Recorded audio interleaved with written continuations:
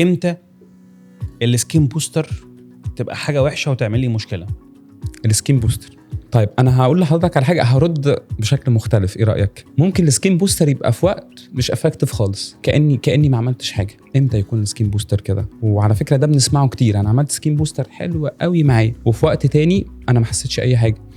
عشان كل اجراء من دول ليه انديكيشن معينه بيعملها، وبالتالي لو انا هقول السكين بوستر امتى يبقى مش افكتيف معايا، لو انا بشرتي مجهده بشكل كبير فيها فوليوم لوس، والفوليوم لوس ده محتاج اعمل له كوركشن بحاجه بتدي فوليوم زي الفيلر، بالتالي الاجراء هنا غير مناسب. او انا كبيره في السن والسكين كواليتي بتاعتي مش كويسه، محتاجه حاجه قويه، فانا محتاجه استخدم محفزات للكولاجين بدل السكين بوستر. فانا بدل ما استخدم الحاجه المناسبه ليا قررت ان انا استخدم حاجه ضعيفه، بالتالي هشوف نتيجه ضعيفه قوي على الانديكيشن اللي انا هعمله. وعلى فكره العكس، لو انا صغيره في السن ما اقدرش استخدم حاجه زي محفزات الكولاجين اللي هي بتدي كولاجين برودكشن بكميات كبيره لمده طويله، وبالتالي مهم قوي ان كل بيشنت ياخد الحاجه المناسبه ليه. سكين بوستر حلو مش في المطلق، كل اجراء كويس بس في الانديكيشن بتاعه.